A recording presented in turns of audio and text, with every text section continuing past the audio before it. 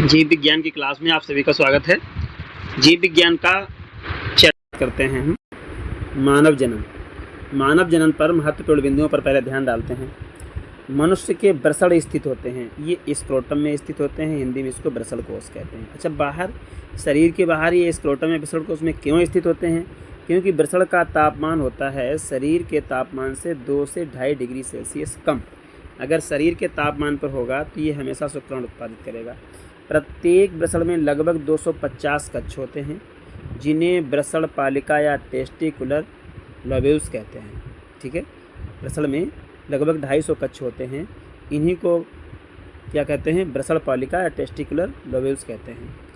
इनका काम क्या होता है कक्षों का, अभी हम बताएंगे आगे इसमें। नेक्स्ट क्वेश्चन है कि इसको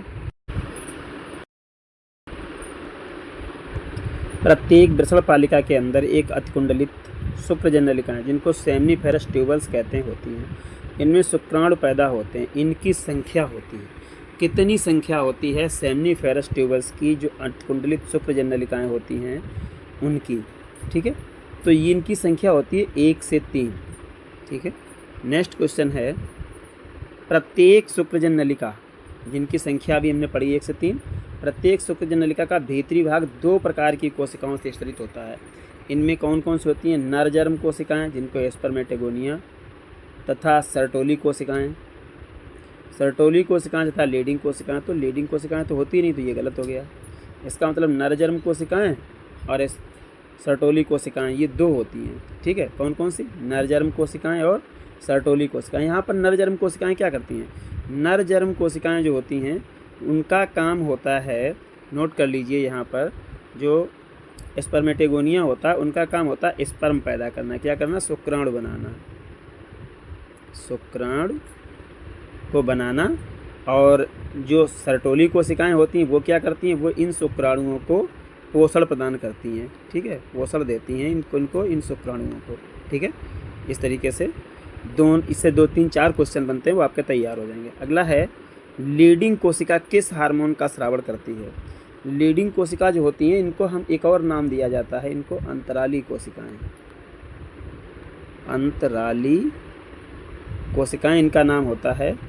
और अंतराली कोशिकाओं का काम होता है, क्या दिया? लीडिंग कोशिका किस हार्मोन्स का स्राव करती है? कौन सा हार्मोन से निकलता है लीडिंग कोशिकाओं से? ठीक है, तो ये नर हार्मोन्स को स्रावित करती हैं। और नर हार्मोन्स होता है एंड्रोजन। क्या होता है? एंड्रोजन। एस्ट्रोजन फीमेल हार्मोन्स होता है।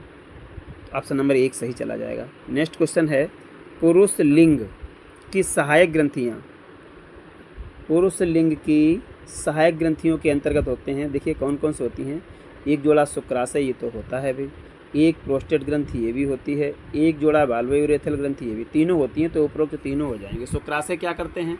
यहाँ पर शुक्राणु आते हैं, जो बनते हैं शुक्राणु, वो एपिडाइमिस में जो शुक्रजन्य नलिकाओं या स्पर्मेटोगोनिया के द्वारा जो शुक्राणु बनते हैं वो शुक्राशय जोड़ा होता है, उसमें ही आते हैं। इसके बाद जब बनने के बाद में ये एक प्रोस्टेट ग्रंथि होती है, इसको पुरुषस्थ ग्रंथि कहते हैं। कभी कभी 40 साल के बाद में ये जो है फूल जाती है, तो टॉयलेट संबंधी समस्याएं खड़ी हो जाती हैं। और इसके बाद में एक जोड़ा बाल्वोयूरेथल ग्रंथियाँ होती हैं, ये क्या करती हैं? ये भी डिस्चार्ज करती है मैथुन के समय में का। ठीक है, चलिए नेक्स्ट क्वेश्चन है अंडाशय के ठीक पास डिंब वाहिनी का हिस्सा कीप के आकार होता है, जिसे हम क्या कहते हैं? इनफंडिबुलम या कीपक, फिम्बरी या झालर। ये फिम्बरी या झालर कहलाती हैं। अभी अंडाशय का हम चित्र दिखाएंगे, उसमें आपको बताएंगे। नेक्स्ट क्वेश्चन है अंडोत्सर्ग के दौरान अंडाशय में उत्सर्जित अंडाणु को ग्रहण करने के लिए वही होता है, जो ग्रहण करती है उसी को फिम्बरी या झालर कहते हैं। ठीक है, ऊपर वाला क्वेश्चन, 1 मिनट बैक आइए। ऊपर वाले क्वेश्चन में क्या पूछा गया? अंडाशय के ठीक पास डिंब वाहिनी का हिस्सा कीप के आकार, जिससे कीप। अच्छा भाई, इसको नहीं, इसको जो है हम इनफंडिबुलम या कीपक, फिम्बरी या झालर, ल्यूमेन, इसको हम कीपक कहते हैं भाई। ठीक है, ये कीपक होता है। और ये अगले क्वेश्चन में जो फिम्बरी या झालर जो होती है वो क्या होता है? वो ये होता है उत्सर्जित अंडाणु को संग्रहण करने के लिए जो सहायक होती है वो फिम्बरी या झालर होती है। चित्र में बताएंगे दोनों चीज़ें। नेक्स्ट क्वेश्चन है अंडवाहिनी, अंडावाहिनी नहीं, अंडवाहिनी, ये अंडवाहिनी है। अंडवाहिनी नलिका के कौन कौन से 3 भाग होते हैं? Isthmus, ampulla, कीपक। दीपक नहीं, कीपक। ये यहाँ पर का कबूतर है, ये कीपक है। कीपक, isthmus fundus, ampulla isthmus fundus नहीं, ऊपरी वाला है स्थमस, एम्पुला और कीपक। ठीक है। नेक्स्ट क्वेश्चन है गर्भाशय का आकार कैसा होता है? आप सबको पता है, ये क्वेश्चन बताने की जरूरत नहीं है। उल्टी नाशपाती जैसा होता है। इसके बाद में है गर्भाशय की तीनों झिल्लियों का अंदर से बाहर की ओर क्रम है। Endometrium, myometrium, perimetrium. Myometrium, endometrium, perimetrium. देखिए एंडो सबसे अंदर होता है, एंडो इसी में है एक। ठीक है, तो सही हो जाएगा। बीच का होता है मायोमेट्रियम और पेरीमेट्रियम लास्ट का होता है। ऑप्शन नंबर 1 सही। एंडो सबसे भीतर होता है, पेरी सबसे बाहर होता है। ठीक है। इसके आगे नेक्स्ट क्वेश्चन, थोड़ा रेड कलर से मैंने नोट्स लिखा है, देख लीजिए। शुक्रजनन शुक्राणु द्वारा उत्पन्न होता है। शुक्रजनन द्वारा शुक्राणु उत्पन्न, जो शुक्रजनन की क्रिया होती है, ठीक है, इसमें क्या उत्पन्न होते हैं? शुक्राणु उत्पन्न होते हैं। और शुक्रजनन नलिकाएं या सेमनीफेरस ट्यूबल्स की भीतरी भित्ति में उपस्थित शुक्राणुजन समसूत्री विभाजन द्वारा संख्या में वृद्धि करते हैं। जो शुक्राणुजनन या नलिकाएं या सेमनीफेरस ट्यूबल्स होती हैं, उनके भीतर जो शुक्राणुजन समसूत्री कोशिकाएं होती हैं, कौन सी कोशिकाएं होती हैं? शुक्राणु। अभी इनका हम चित्र बताएंगे। शुक्राणुजन कोशिकाएं होती हैं जिनसे शुक्राणु उत्पन्न होते हैं, उन कोशिकाओं को शुक्राणुजन कोशिकाएं कहते हैं। और वो समसूत्री विभाजन उनमें होता है, अर्धसूत्री विभाजन नहीं होता है। संख्या में वृद्धि करती हैं और प्रत्येक शुक्रजन द्विगुणित होता है। जब समसूत्री विभाजन होता है तो द्विगुणित होगा। और कुछ शुक्रजन में समय समय पर अर्धसूत्री विभाजन, सब में नहीं होते हैं, कुछ में होते हैं। इन अर्धसूत्री विभाजन करने वाले शुक्राणुजन को प्राथमिक शुक्राणु कोशिका कहते हैं। प्राथमिक शुक्राणु कोशिका से द्वितीयक शुक्राणु कोशिका बनती है और द्वितीयक शुक्राणु कोशिका से पुनः द्वितीयक अर्धसूत्री विभाजन के द्वारा 4 अगुणित प्रप्रसु या स्पर्मेटिड्स बनते हैं, जो रूपांतरित होकर शुक्राणु बनते हैं। अभी इसकी पूरी प्रक्रिया मैं आपको चित्र से बताने वाला हूँ, देख लीजिए एक बार। हम चित्र से इसको समझा दें आपको। देखिए ये चित्र है। ठीक है, यहाँ पर ये जो कोशिकाएं पड़ी हुई हैं, ये पहली रो में ये कोशिकाएं हैं कौन सी? शुक्रजन कोशिकाएं। ठीक है, इनसे शुक्राणु। अब शुक्रजन कोशिकाएं क्या हैं? इनमें समसूत्री विभाजन होते हैं और ये संख्या में करती हैं वृद्धि। संख्या में वृद्धि करने के बाद कुछ ऐसी कोशिकाएं होती हैं जिनमें अर्धसूत्री विभाजन होते हैं, सब में नहीं होते हैं। जिनमें अर्धसूत्री विभाजन होते हैं उनको हम प्राथमिक शुक्रजन कोशिका या प्राथमिक शुक्र कोशिका कहते हैं। प्राथमिक शुक्र कोशिका जब भी विभाजन करेगी तो उससे क्या बनेगी? प्राथमिक शुक्र कोशिका से विभाजन होकर के द्वितीयक शुक्र कोशिका बनेगी। ये शुक्राणु नहीं, द्वितीयक शुक्राणु कोशिका होगी। द्वितीयक शुक्राणु कोशिका बनेगी। और द्वितीयक शुक्राणु कोशिका में फिर द्वितीयक विभाजन होगा, पहले विभाजन होगा। जब भी अर्धसूत्री विभाजन होता है तो उसमें इस सिस्टम ये होता है, एक कोशिका ये है, यहाँ से 2 बनी, ये प्राथमिक अर्धसूत्री विभाजन हुआ, फिर 2 से 4 हो गई, ये द्वितीयक अर्धसूत्री विभाजन हो गया। आपने देखा होगा अर्धसूत्री विभाजन में 4 संतति कोशिकाएं बनती हैं। तो वही सिस्टम इसमें बताया गया कि पहले जो 2 बनेगी वो क्या बनेगी? द्वितीयक अर्धसूत्री कोशिका, द्वितीयक शुक्राणु कोशिका बनेगी। और उसके बाद में जो लास्ट में जो बनेगी वो क्या बनेगी? शुक्राणु प्रसु या शुक्राणु कोशिका बनती है। ठीक है, द्वितीयक अर्धसूत्री विभाजन के द्वारा। और इनमें गुणसूत्रों की संख्या होती है n, यानी ये अगुणित होते हैं। और यही शुक्राणु प्रसु क्या करते हैं? शुक्राणु का रूप धारण कर लेते हैं। ठीक है, तो इस चित्र के माध्यम से आप लोग भली भांति समझ पाए होंगे कि किस तरीके से हमको जो है यहाँ शुक्राणु से विभाजन होकर के शुक्राणु कोशिका, शुक्रजन कोशिका, शुक्रजन कोशिका से प्राथमिक शुक्राणु कोशिका, प्राथमिक शुक्राणु कोशिका से द्वितीयक शुक्राणु कोशिका, द्वितीयक शुक्राणु कोशिका से शुक्राणु प्रसु, शुक्राणु प्रसु से शुक्राणु बनते हैं। ये तरीका है पूरा। ठीक है, चित्र से, चित्र भी आराम से बना लेंगे। पहले ये शुक्राणु बना देंगे, प्राथमिक शुक्राणु कोशिका बना देंगे, द्वितीयक शुक्राणु कोशिका बना देंगे, उससे शुक्राणु प्रसु बनाएंगे, शुक्राणु प्रसु से ये शुक्राणु बना देंगे। ठीक है, चलिए फिर देखते हैं। अब हम फिर पुनः आ जाते हैं अपने क्वेश्चन पर। कहाँ थे हम? यहाँ क्वेश्चन नंबर 10 पे आ गए। ठीक है, इसको देखिए। गोनेडोट्रोपिन रिलीजिंग हार्मोन्स कार्य करता है। गोनेडोट्रोपिक रिलीजिंग हार्मोन जो होता है वो पिट्यूटरी ग्लैंड पर कार्य करता है। ये लिखा हुआ है यहाँ, देखिए। मैंने इंपॉर्टेंट चीज़ों को रेड कलर से दर्शाया है। Gonadotropin releasing hormones pituitary gland पर कार्य करता है तथा 2 गोनाडोट्रोपिन हार्मोन, एक तो हो गया, ठीक है, GH, और ल्यूटिनाइजिंग हार्मोन्स LH, और पुटिकोदीपक यानी पुटिका प्रेरक हार्मोन्स या फॉलिकल स्टिमुलेटिंग हार्मोन, जिसको FSH कहते हैं, के स्रावण को उद्दीप्त करता है। जो गोनाडोट्रोपिन रिलीजिंग हार्मोन्स है ये कहाँ कार्य करेगा, ये पिट्यूटरी ग्लैंड पर कार्य करेगा। और पिट्यूटरी ग्लैंड से 2 हार्मोन्स, कौन कौन से, गोनाडोट्रोपिन हार्मोन्स या इसी को ल्यूटिनाइजिंग हार्मोन्स कहते हैं, ठीक है। तो LH यानी ल्यूटिनाइजिंग या गोनाडोट्रोपिक हार्मोन्स, और दूसरा होता है पुटिका प्रेरक हार्मोन्स या फॉलिकल स्टिमुलेटिंग हार्मोन्स, ठीक। दोनों के दोनों नाम मैंने लिखे हैं ताकि अगर किसी नाम से पूछा जाए तो आप याद रखें। इसको शॉर्ट में कहते हैं FSH, इसको कहते हैं LH, गोनाडोट्रोपिक हार्मोन्स को, ठीक है। तो ये साबित करता है कौन, ये पिट्यूटरी ग्लैंड साबित करती है। गोनाडोट्रोपिक हार्मोन्स इस पिट्यूटरी ग्लैंड पर कार्य करता है, जो कि गोनाडोट्रोपिक हार्मोन्स इसको उद्दीप्त करता है, इनको दोनों को हार्मोन्स को स्रावित करने के लिए, ठीक है।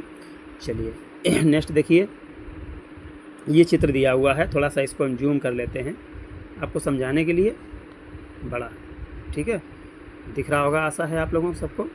चलिए इसमें देखिए क्या होता है ये नर जनन तंत्र है, क्या है, ये नर जनन तंत्र है। 2 मूत्रवाहिनियाँ होती हैं, एक ये मूत्रवाहिनी आई, एक ये मूत्रवाहिनी, ठीक है।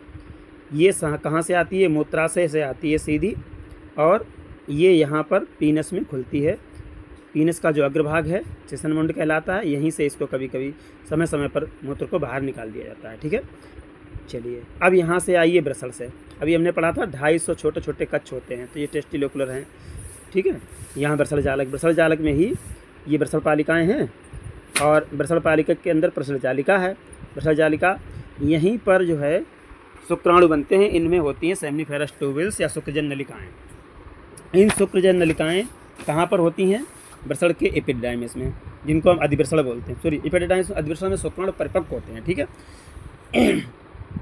अधिब्रसल ये वाला भाग अधिब्रसल होता है, ये दिख रहा है ऊपर, ये अधिब्रसल, ये दिखा है, दिया गया एरो करके, ठीक है, ये अधिब्रसल होता है। अब इसके बाद में जब अधिब्रसल में ये परिपक्व हो जाती हैं, उसके बाद का काम क्या होता है, आगे देखिए। इसके बाद में जो शुक्रवाहिका है, ये शुक्रवाहिका गई यहाँ से, ठीक है, यहाँ से घूम के गई है इस तरीके से, ये आई है। तो ये शुक्रवाहिका यहाँ से घूम के जो आई है, इस शुक्रवाहिका में शुक्राणु आ जाते हैं, ठीक है, शुक्रवाहक। और ये कहाँ ले जाते हैं, ये ले जाते हैं शुक्राशय में। ये शुक्राशय हैं, देखिए आप, ये शुक्राशय हैं, इस शुक्राशय में ले जाते हैं। शुक्राशय के ऊपर ये वाला पार्ट है, ये मूत्राशय है, ठीक। तो ये जो आती हैं, ये जो किडनी से आती हैं, ये मूत्राशय को आती हैं, और इसके पास में ये शुक्राशय में आती हैं। हाँ, ये परिपक्व होते हैं शुक्राणु, ठीक है। इसके बाद में इनको जो है शुक्राणुओं को स्खलित करने के दौरान ये मूत्र मार्ग से ही ये भी स्खलित होते हैं, ठीक है, क्लियर हो गया। यहाँ पर एक ये होती है कदम मूत्र ग्रंथि, ये, ठीक है, कदम पथ ग्रंथि, और इसके ऊपर होती है प्रोस्टेट ग्रंथि, ये पुरुषस्थ ग्रंथि। तो ये क्या करती है, ये इसमें का काम करती है, और ये एक ऐसा गंधयुक्त पदार्थ छोड़ती है, हार्मोन्स का स्राव करती है सेक्स के समय, ठीक है। चलिए अब हम देखते हैं मादा जनन तंत्र, इसको भी एक बार देख लीजिए। मादा जनन तंत्र को चित्र से विधिवत समझ में आएगा। नर शुक्राणु जो हैं वो यहाँ से छोड़े जाते हैं इस जगह पर, ठीक है, मनुष्य के पीनिस के द्वारा।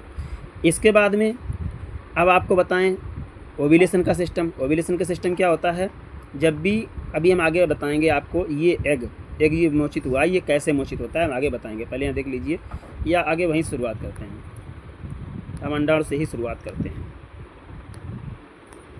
यहाँ पर भाई यहाँ से आ जाइए आप। सबसे पहले हम देखिए अंडाणु बनता कैसे है। तो देखिए ये जो है, ये एक अंडाशय है पूरा, ये क्या है पूरा, ये पूरा अंडाशय है, इसी में अंडाणु बनेंगे और परिपक्व होंगे, ठीक है। अंडाशय में सबसे पहले क्या होता है, ये रुधिरवाहिकाएँ पड़ी हुई हैं, और छोटे छोटे जो पड़े हुए हैं उनको क्या कहते हैं, छोटे छोटे कण, जिनको हम क्या कहते हैं, जो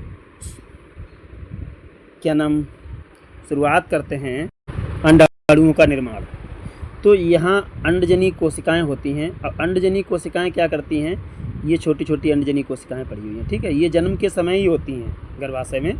और इनमें जब ये अपने चारों ओर एक लेयर बना लेती हैं, ये लेयर काहे की होती है, ठीक है, ये लेयर जो बनी होती है, जब ये लेयर अपने चारों तरफ बना लेती हैं तो इनको हम प्राथमिक पुटक या प्राइमरी फॉलिकल, इंग्लिश में प्राइमरी फॉलिकल कहते हैं, वैसे प्राथमिक पुटक कहते हैं। लेकिन ये प्राथमिक पुटक कब बन जाती है, जब भी ये वाले क्या हैं, ये प्राथमिक अंडक हैं, ये क्या हैं, प्राथमिक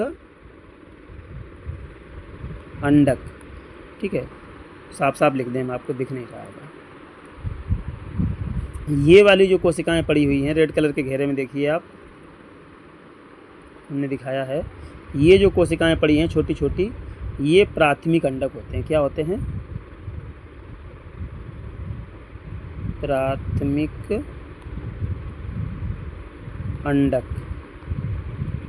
और ये प्राथमिक अंडक जब अपने चारों तरफ कणिका में आवरण, ये देखो इनके चारों तरफ आवरण बना हुआ है, कणिका में आवरण बना लेते हैं, या ऐसे कहिए तो ग्रेनुलोसा सेल्स बन जाती हैं। तो ये जो हैं ग्रेनुलोसा सेल्स या कणिका में आवरण से अपने आप को घेर लेते हैं, तो ये प्राथमिक पुटक बन जाती है। प्राथमिक पुटक धीरे धीरे द्वितीयक पुटक में परिवर्तित होगी। ठीक, द्वितीयक पुटक में क्या होगा, जब ये द्वितीयक पुटक में परिवर्तित हो जाती है, ऐसी स्थिति में इसमें एक गह्वर या एंट्रम बन जाता है। ये देखिए गह्वर दिखा रहा है, ये स्पष्ट भाग ये खाली सा होने लगता है। ठीक है, एंट्रम बन जाता है जिसमें तरल द्रव भरा होता है, ठीक है, भरी गुहा होती है। और इसका ये क्या है, ये प्रावारक, इसकी 3 लेयरें हो जाती हैं, प्रावारक थीका कहते हैं, एक एक्सटर्ना थीका, इंटरना थीका, 2-3 लेयरें हो जाती हैं। ऐसी स्थिति में क्या करते हैं, ये और थोड़ा अंदर की ओर एडजस्ट होना शुरू कर देता है।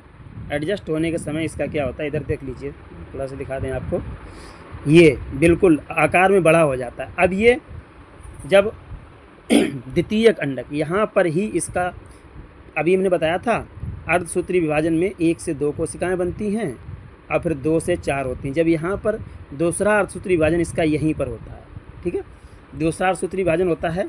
ऐसी स्थिति में क्या होता है, ये एक पुटक बन जाता है जिसको हम द्वितीयक अंडक या ग्राफी पुटक कहते हैं।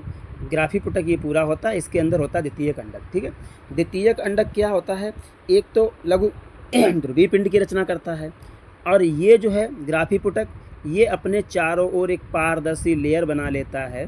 ठीक है, और यहाँ से इसको जो है मोचित कर देता है। यहाँ से जब ये परिपक्व हो जाता है द्वितीयक अंडा, तो ये इसको परिपक्व मोचित कर देता है। मोचित करने के बाद ये अपने चारों तरफ जोना पेलुसिडा लेयर बनाएगा। कौन सी लेयर बनाएगा, जोना पेलुसिडा लेयर बनाएगा, जो कि कैसी लेयर होती है, पारदर्शी लेयर होती है। ठीक है, ऐसी स्थिति में ये तो कहाँ चला जाएगा, ये चला जाएगा, अभी हम आगे बताएंगे, ये चला जाएगा फिम्बरी या झालर के द्वारा ओव्यूलेशन हो जाएगा। और फिर उसके बाद में यहाँ पर कोरोना रेडिएटा लेयर बन जाती है। ठीक है, सॉरी, ये जो है जोना पेलोसिडा लेयर जो है ये पारदर्शी होती है। कोरोना रेडिएटा लेयर जो है ये क्या करती है, इससे ऐसे हार्मोन्स प्रोजेस्टेरॉन वगैरह स्रावित होते हैं जो गर्भाशय स्तर को मजबूत करते हैं और गर्भधारण की क्षमता को बढ़ाने का काम करते हैं। अगर ओव्यूलेशन होने के बाद, इसी को ओव्यूलेशन कहते हैं, अगर ओव्यूलेशन होने के बाद में निषेचन नहीं होता, ऐसी स्थिति में जोना पेलोसिडा लेयर टूट जाती है और ये मासिक धर्म के द्वारा ब्लड के रूप में, तरल पदार्थ के रूप में बाहर निकल जाता है। अब ये कहाँ जाता है, ये वाला पोर्शन जो हमने बताया अभी आपको, ये जो अंडाणु मोचित हुआ है ये कहाँ जाता है, ये हम आपको आगे दिखा रहे हैं, ये कहाँ जा रहा है। देखिए, ये जैसे ही मोचित होता है, मोचित होने के बाद में ये स्थिति रही इसकी,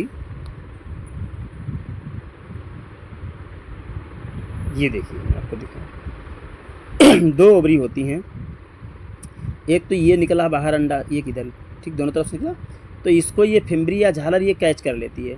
कैच करने के बाद ये आता है एम्पुला क्षेत्र में, तुम्बिका क्षेत्र में, और यहाँ से जो शुक्राणु छोड़ा गया था वो भी यहीं पे आ जाता है। यहीं पर दोनों का फ्यूजन होता है। क्वेश्चन पूछा जाए कि अंडाणु और शुक्राणु का फ्यूजन कहाँ पे या निषेचन कहाँ पे होता है, तो वो तुम्बिका क्षेत्र में होता है, एम्पुला क्षेत्र में। हकीकत तो ये है कि ये स्थमस है यहाँ वाला और यहाँ तक ये तुम्बिका, इन दोनों के संधि स्थल पर होता है। लेकिन ऑप्शन अभी तक जहाँ तक दिया है तो वो संधि क्षेत्र दिया नहीं गया है, तो जब नहीं दिया होता तो आप तुम्बिका क्षेत्र लगाएंगे, एम्पुला या तुम्बिका। ठीक है, और इसको होने के बाद में फिर इसका प्लांटेशन हम अगले चित्र में बताएंगे। ये फिम्बरी या झालर दोनों तरफ होती है, और ये बीच वाला भाग जो है गर्भाशय बुग्न या फंडस कहलाता है। ठीक है, अब आपसे पूछ दिया जाए कि फैलोपियन नलिका कौन सी होती है, तो देख लीजिए वैसा फैलोपियन नलिका हम आपको दिखाएं। ये यहाँ से और यहाँ तक का भाग ये फैलोपियन ट्यूब कहलाता है। इसके 3 भाग होते हैं, एक तो होता है कीप, एम्पुला और संकीर्ण पथ, यही 3 भाग। इनका क्रम पूछा गया परीक्षा में, तो इनका क्रम क्या है देख लीजिए, कीप, एम्पुला, संकीर्ण पथ, ये इनका क्रम है। इधर से पूछा जाए तो स्थमस, तुम्बिका, कीप या संकीर्ण पथ, एम्पुला, कीप, इस तरीके से सेम वही हालत सिस्टम इधर है। ठीक है, कोई दिक्कत नहीं। अब ये तो चित्र हम आपको आगे वाला समझा चुके हैं। अब आ जाइए आप यहाँ पर। ठीक है, ऊपर कोई क्वेश्चन रह गए हमारे पास? ठीक नहीं रहेगा। चलिए क्वेश्चन नंबर 11 थोड़ा सा छोटा कर लें, क्वेश्चन दिख नहीं रहा होगा। चलिए अब इसमें देखिए, ल्यूटिनाइजिंग हार्मोन्स LH किस पर कार्य करता है, अभी हम बता चुके हैं। ल्यूटिनाइजिंग हार्मोन जो है वो लीडिंग कोशिकाओं पर कार्य करता है। ठीक है, चलिए नेक्स्ट, अब आ गए हम शुक्राणु पर। किस पर आ गए? शुक्राणु पर। देख लीजिए भाई, शुक्राणु में क्या होता है, ये मानव का शुक्राणु है, इसका ये शीर्ष भाग होता है और इतना भाग ये मध्य भाग होता है, नीचे टेल होती है। ठीक है, तो पूरा शायद एक बार ना दिखे। तो ये जीव द्रव्य कला प्लाज्मा, इसमें ये होता है इसका अग्रपिंडक। अग्रपिंडक में कौन सा एंजाइम होता है? हाइल्यूरोनिडेज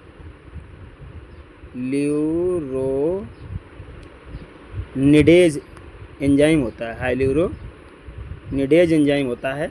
यही क्या करता है, जो जोना पेलुसिडा लेयर होती है पारदर्शी अंडाणु के ऊपर, उसको ये नष्ट करता है और यही उसको जो है प्रवेश देना रहता है। उसके बाद जब ये पहुंच जाता है शुक्राणु, एक अंडाणु को एक ही शुक्राणु फ्यूज करता है, तो दूसरे शुक्राणुओं को ये रोकता है। ठीक है, अग्रपिंडक। इसके बाद में ये केंद्रक एक गुणसूत्र, और यहाँ पर ये केंद्रक एक गुणसूत्र है, और यहाँ पर एक केंद्रक होता है जो वो कैसा होता है, पीछे हम बता चुके हैं, बड़ा, अगुणित और बड़ा होता है। ठीक, अगुणित या लघु, अगुणित और दीर्घ, लघु और दीर्घ, ऐसे कुछ ऑप्शन है आगे, तो उसमें आप लगाएंगे अगुणित और बड़ा। ठीक है, चलिए इसके बाद में देखिए, ये होता है इसका ग्रीवा, ये ग्रीवा होती है, और मध्यखंड। पूछा जाए कि मध्यखंड में माइटोकांड्रिया की संख्या कितनी होती है, तो असंख्य होती है संख्या माइटोकांड्रिया की।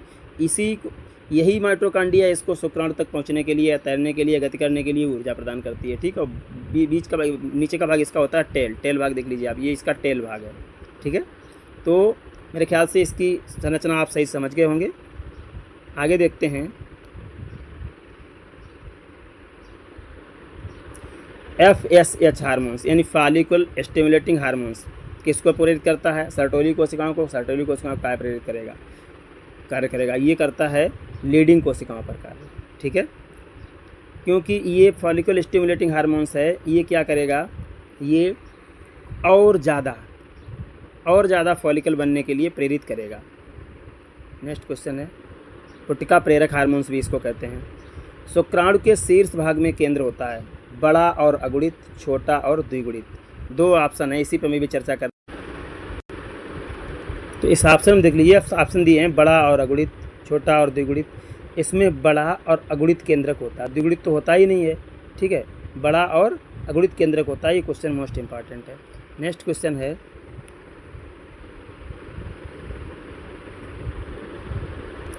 शुक्राणु के अग्रपिंडक में कौन से एंजाइम होते हैं? हाइल्यूरोनिडेज एंजाइम होता है, एक्रोसिन एंजाइम भी होता है, तो ऑप्शन नंबर दोनों सही चला जाएगा। अगर सिर्फ एक्रोसिन नहीं है तो हाइल्यूरोनिडेज चला जाएगा। ठीक है, नेक्स्ट क्वेश्चन, अच्छा ये एंजाइम क्या करता है, ये भी बता दें आपको। इस एंजाइम का काम क्या होता है? जो ये एंजाइम है, ये जो अंडाणु होता है उसके चारों तरफ जो जोना पेलोसिडा लेयर होती है, उस लेयर को विघटित करने का काम करता है एंजाइम। और एक्रोसिन जो दूसरे शुक्राणु होते हैं उनको न निषेचन करने के लिए प्रेरित करता है, मतलब एक ही शुक्राणु प्रवेश करेगा, ये सिस्टम होता है इसका। शुक्राणुओं के मध्य खंड में माइटोकांड्रिया की संख्या कितनी होती है? अभी हम आपको बता चुके, ऊपर चित्र में असंख्य होती है संख्या। ठीक है, चलिए नेक्स्ट, शुक्राणु का निषेचन स्थल है, ये भी मैं बता चुका हूँ। शुक्राणु का निषेचन स्थल होता है एम्पुला। ठीक है, वैसे एम्पुला स्थर्मस की संधि होती है, लेकिन ऐसे ऑप्शन कभी आज तक दिए नहीं गए। नेक्स्ट, द्वितीयक अंडक अपने चारों ओर एक झिल्ली का निर्माण कर लेता है जिसे कहते हैं जोना पेलोसिडा लेयर। क्या कहते हैं? Zona pellucida layer. अभी हम बता चुके हैं आपको चित्र के माध्यम से। नेक्स्ट क्वेश्चन है, कोरक खंड ब्लास्टोमियर्स में कितनी संतति कोशिकाएं होती हैं? भाई कोरक खंड जो होता है ब्लास्टोमियर्स, ये निषेचन के बाद की घटनाएं हैं। पहले क्या होता है? निषेचन के बाद सबसे पहले क्या बनता है? निषेचन के बाद बनता है जाइगोट, जिसको हम हिंदी में इग्निनोज कहते हैं। और जाइगोट सबसे पहले क्या बनेगा? 2 कोशिकाएं, 2 से 4, 4 से 8, 8 से 16। जैसे ही 16 कोश की स्थिति आएगी तो हम उसको क्या कहेंगे? कोरक खंड या ब्लास्टोमियर। ऑप्शन नंबर 4 चला जाए, उसको हम कोरक खंड कहेंगे या ब्लास्टोमियर कहेंगे। और ये कोरक खंड जो हैं लगातार विभाजित होते रहते हैं। कोरक खंड कैसे हैं? लगातार विभाजित होते रहते हैं। जो कोरक खंड लगातार विभाजित होते हैं तो ये क्या होता है? उसको तूतक बन जाता है, तूतक या मरुला, तभी तूतक बनता है। ठीक है। अब 16 कोश की जो होता है वो क्या होता है? कोरक खंड। और तूतक में कितने होते हैं? तूतक में 8 से 16 कोरक खंड होते हैं। ध्यान रखिए, यहाँ पर भटकिए नहीं। ये 16 कोशिकाएं हैं। 16 क्या हैं? कोशिका हैं, सेल्स हैं, तो इसको हम कहेंगे कोरक खंड। लेकिन यहाँ पर 8 से 16 कोरक खंड हैं। 8 से 16 कोरक खंड वाले भ्रूण को हम क्या कहते हैं? तूतक या मोरुला कहते हैं। ठीक है। तो ये क्वेश्चन रहे आपके एम्ब्रियो मानव जनन चैप्टर से।